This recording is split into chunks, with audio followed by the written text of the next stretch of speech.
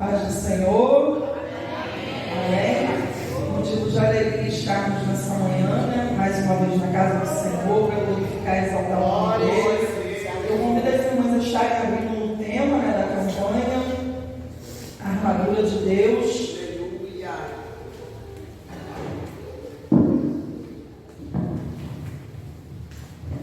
Glória a Deus, aleluia.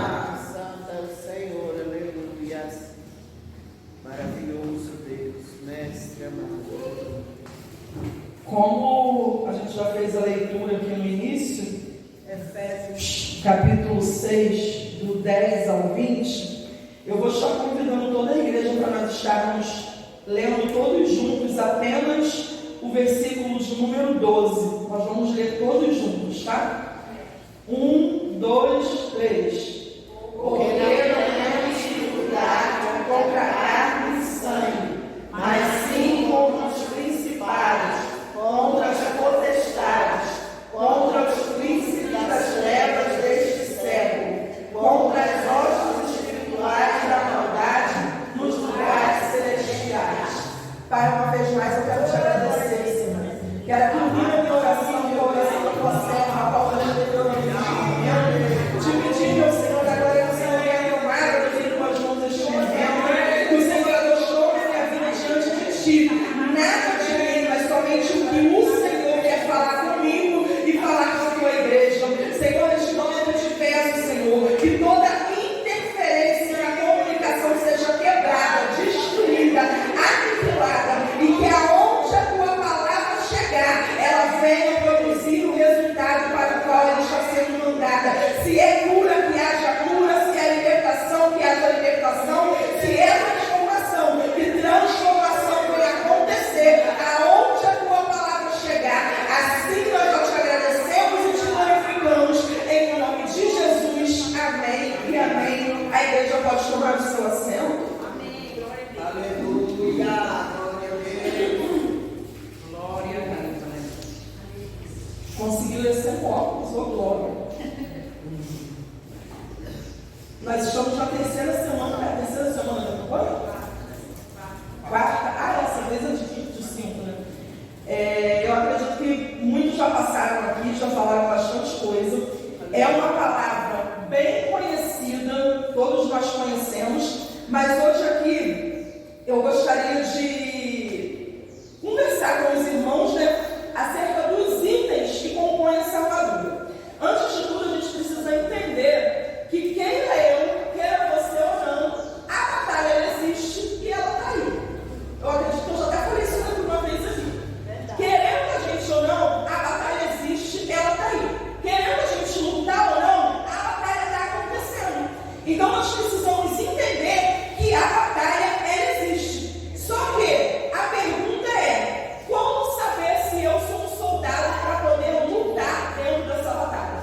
Nós vivemos em um país, eu acredito que não só o nosso país, mas todos os países têm esse costume, não sei como acontece lá fora, mas no nosso país, quando o jovem ele completa 17 anos, ele precisa se inscrever. Ele precisa se inscrever para poder passar pela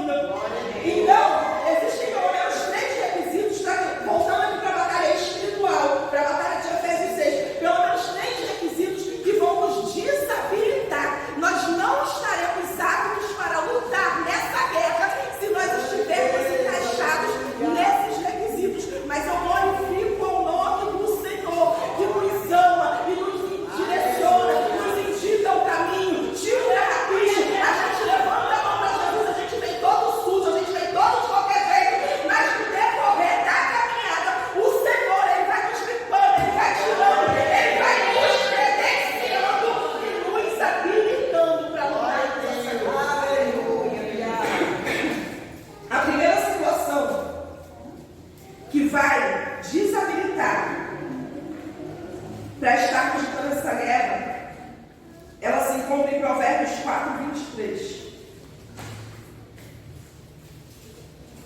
Sobre tudo que se deve guardar, guarda o teu coração, porque dele procedem as saídas da vida. Um soldado que foi chamado para poder lutar na guerra, na batalha espiritual, ele não pode deixar o seu coração ser manchado com nada. O seu coração tem que ser um coração limpo, o seu coração tem que ser um coração puro.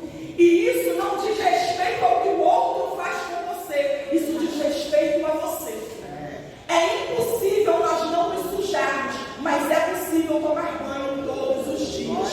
Todos os dias nós nos sujamos e todos os dias nós nos banhamos. Todos os dias nós nos alimentamos e todos os dias nós escovamos os dentes. Então todos os dias pessoas vão vir para tentar manchar e sujar o nosso coração.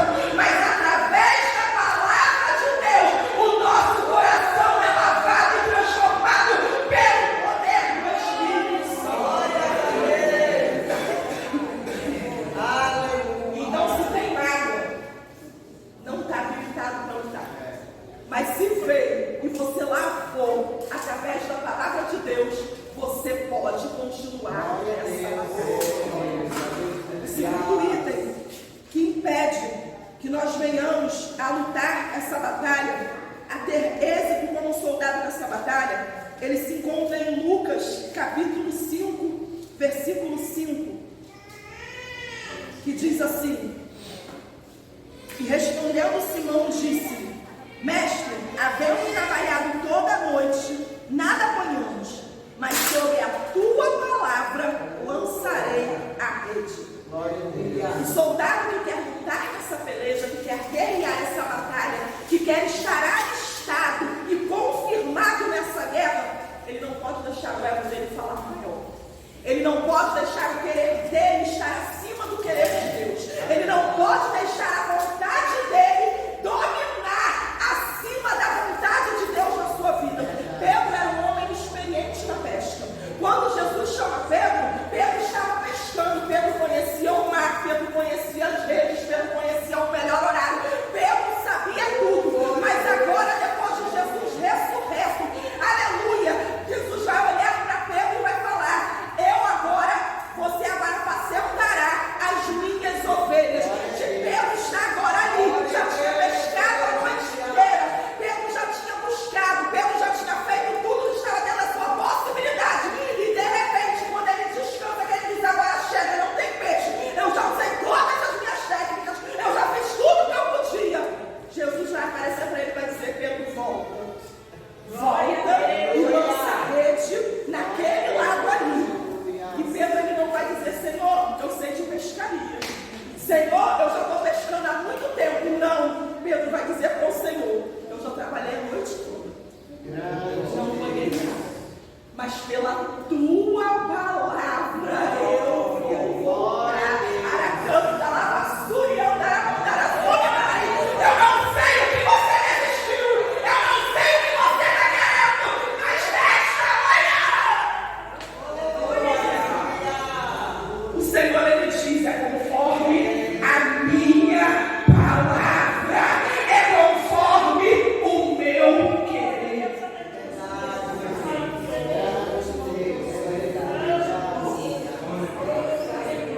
Às vezes a gente chora, às vezes a gente geme, porque a gente quer de um jeito. Mas quando a gente quer ser habilitado para poder lutar nessa guerra, a gente precisa entender que o jeito de Deus é melhor. A vontade de Deus, ela é boa, ela é perfeita, ela é agradável. A gente vê aqui, a gente vê agora, mas o Senhor, ele sabe o amanhã. A gente vê o que está diante dos nossos olhos, mas o Senhor, ele sonda a mente, sonda o coração.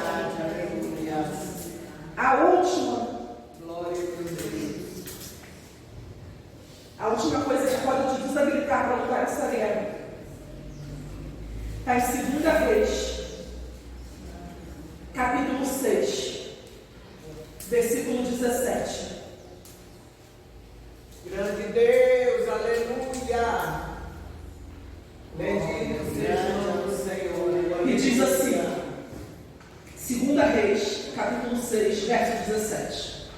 E orou Eliseu e disse: Senhor, peço-te que lhe abras os olhos para que veja. E o Senhor abriu os olhos do moço e viu. E eis que o monte estava cheio de cavalos e carros de fogo ao redor de Eliseu. Oh, glória a A Deus. terceira situação que vai te desabilitar a lutar nessa guerra é que você não pode ser cego. Você já viu cego servindo no quartel? Eu nunca vi. Para você lutar nessa guerra, você precisa ter visão. E quando eu digo visão, eu não digo assim que está diante dos nossos olhos, eu digo visão espiritual. Aleluia. Quem aqui já viu demônio? Ninguém. Quem já viu anjo? Glória a Deus. A Bíblia vai dizer que a Síria cercou e Eliseu estava lá com Geazi. Porém, Eliseu tinha experiência. Eliseu sabia o que ele estava lutando. Eliseu sabia o Deus do qual ele servia. Mas Geazi era muito novo. Geazi ainda não conhecia. E quando Geazi vê tudo cercado, com carro, com cavaleiro, tudo aquilo cercado, Geazi vai entender. Geazi vai ficar com medo. Mas só que Eliseu não vai ligar, ele não vai repreender Geazi. Eliseu, sabendo que experiência sobrenatural e espiritual é individual e não uma regra, Eliseu vai orar. E quando Eliseu ora, Eliseu diz: Senhor, abre os olhos dele para que dê canto de Pouadarasúbia. Abre os olhos dele, canto de Pouadaragaio. E quando os olhos dele é aberto, ele vai ver que ele não está funcionando. Tinha carro, tinha cavaleiro, tinha carros de fogo.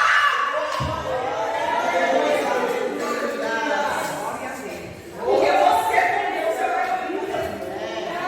Deixa o exército cercar. Deixa a multidão se levantar. Se Deus está contigo e a tua visão está aberta, tem anjo pelejando, tem anjo guerreando, tem anjo batalhando para a mão de Pouadarasúbia. Até o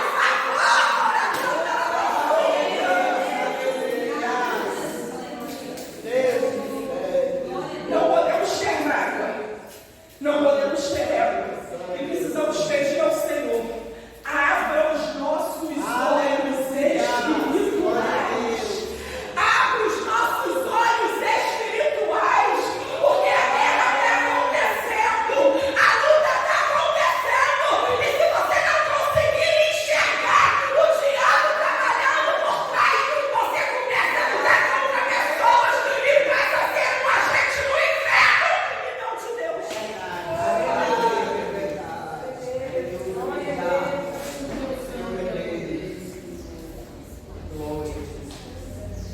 Vamos entender agora os itens que vão compor a nossa armadura?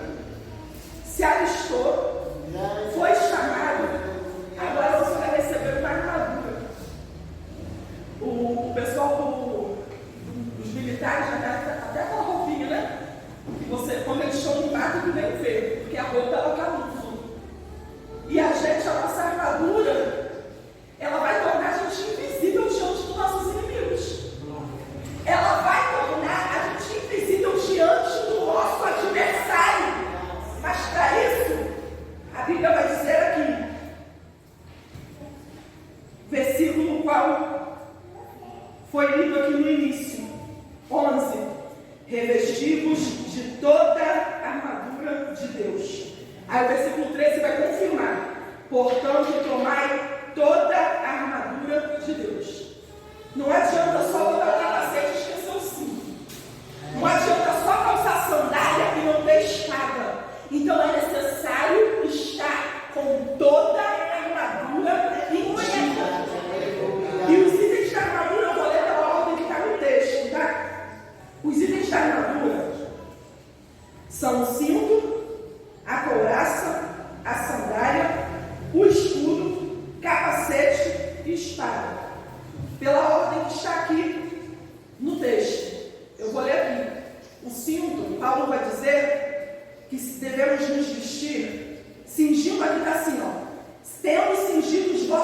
lombos, cingir os lombos, assim, em outras traduções diz, colocando o cinturão da verdade. Então, quando você coloca um cinto, aqui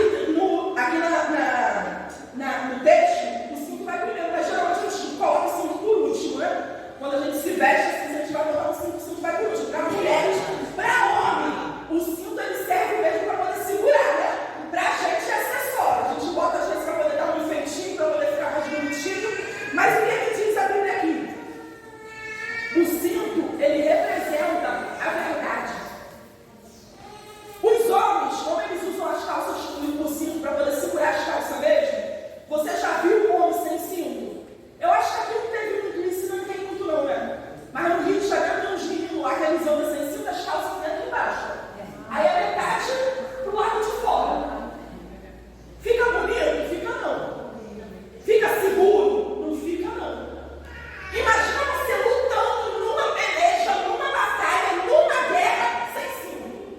As calças caindo, você tendo que parar para poder levantar, para poder amarrar, para poder ajeitar. Então o cinto, como primeiro item aqui, vai dizer que é o cinturão da verdade.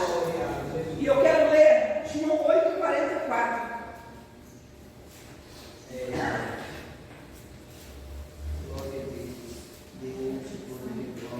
João 8,44 vai dizer assim: vós tendes o pai ao diabo, e quereis satisfazer os desejos de vosso pai.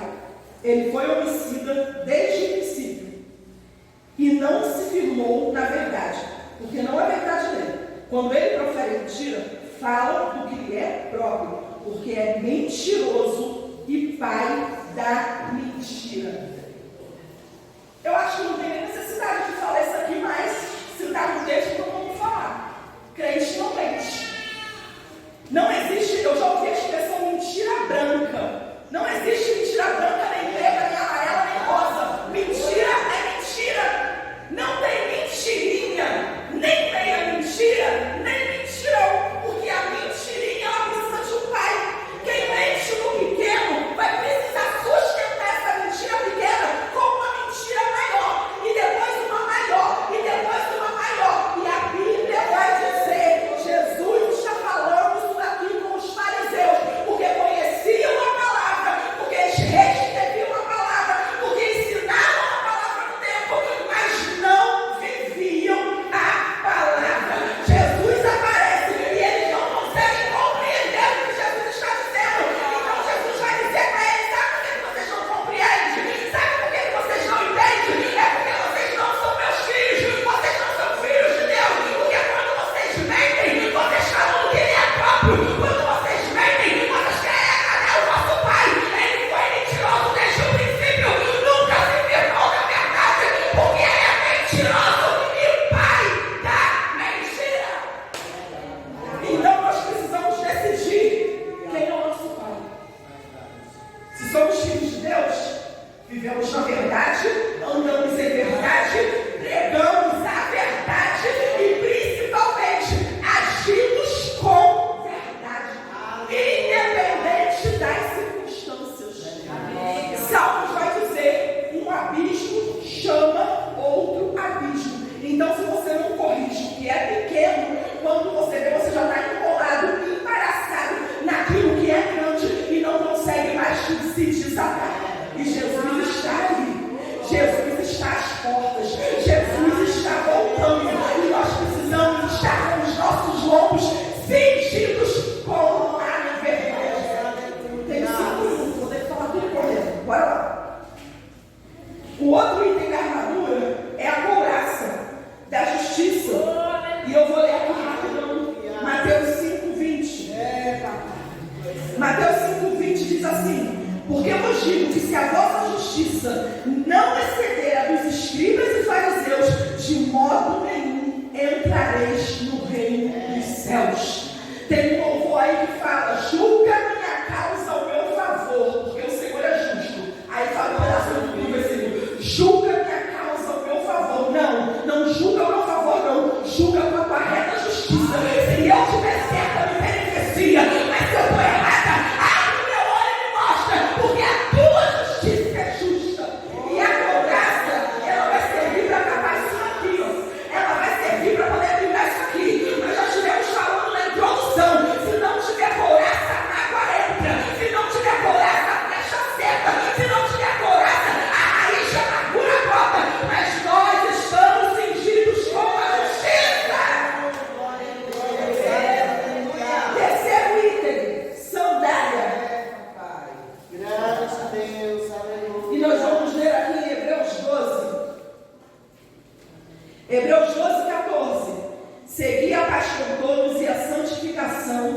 qual ninguém verá o Senhor.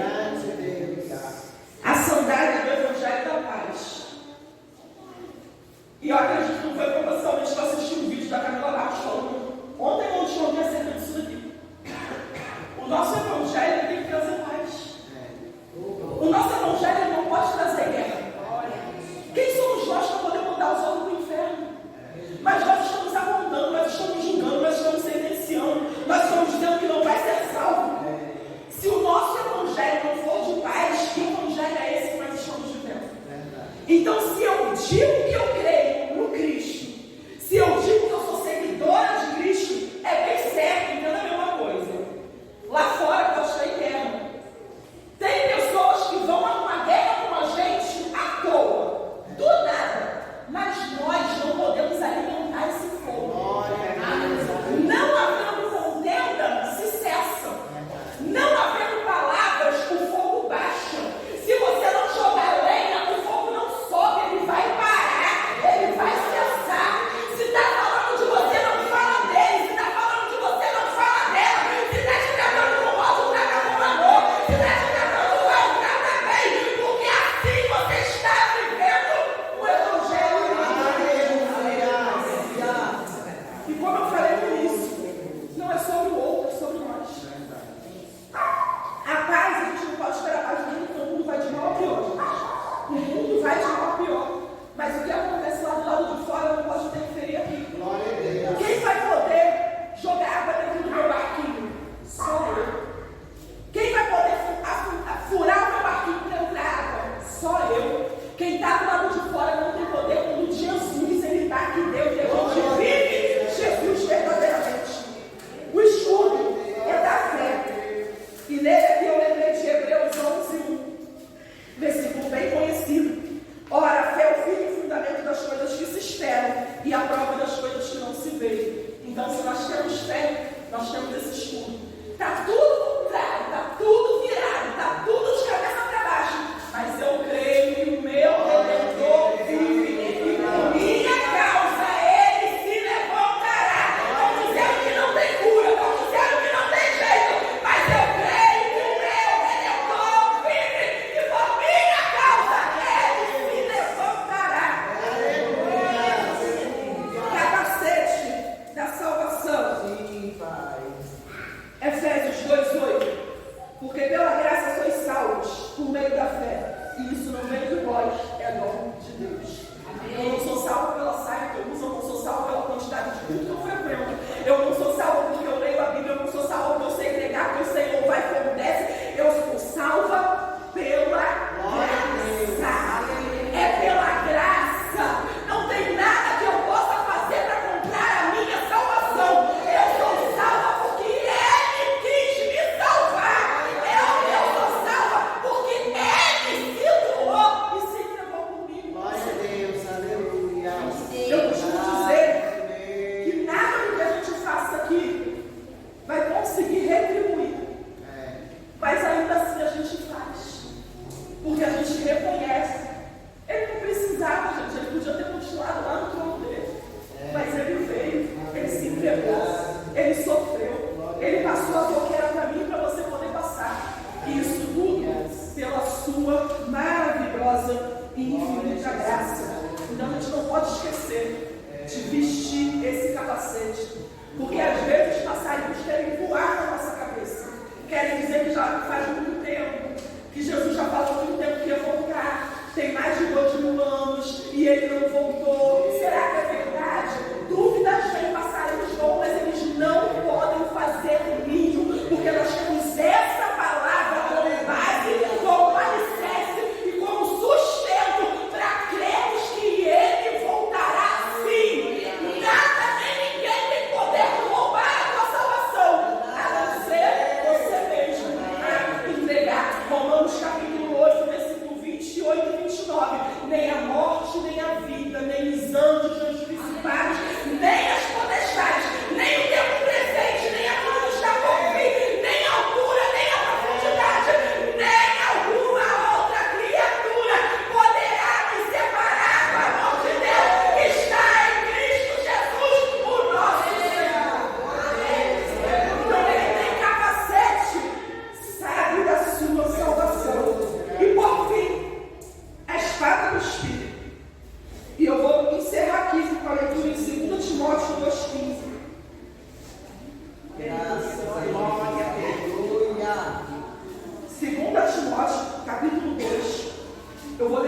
15 ao 21, para a gente poder encerrar. Procura apresentar-te a Deus aprovado, como obreiro que não tente se envergonhar, que maneja bem a palavra da verdade. Mas evita os falatórios profanos, porque produzirão maior impiedade. E a palavra desses goerá como gangrena, entre os quais são Emineu e Fileu, 2 homens que se desviaram da fé, os quais se desviaram da verdade, dizendo que a ressurreição era já feita, e perverteram a fé de alguns. O perigo de quem sai, o perigo de quem fala, é que arrasta pessoas com ele, e essas pessoas nós daremos contas ao Senhor. Versículo 19: todavia o fundamento de Deus fica firme, tendo este selo: o Senhor conhece os que são seus, e qualquer que profere o nome de Jesus Cristo, aparte-se da iniquidade. Ora, numa grande casa, não somente há vasos de ouro e de prata, mas também de pau e de barro, uns para honra, outros, porém, para desonra. De sorte que, se alguém se purificar destas coisas, será vaso para honra, santificado e idôneo para o uso do Senhor e preparado para toda boa obra. E como saber se você está preparado para lutar essa batalha? A Bíblia diz que muitos são chamados, poucos são escolhidos. A salvação é para todos, mas para ser usado é aqueles que se separam. Para ser usado pelo Senhor, para guerrear batalhas que muitos não estão aptos a guerrear, só o Senhor escolhendo. E como que eu sei se eu sou escolhido? Eu me faço escolher. À medida que eu mergulho, à medida que eu me entrego, à medida que eu obedeço. E depois de todos esses itens do versículo 18, vai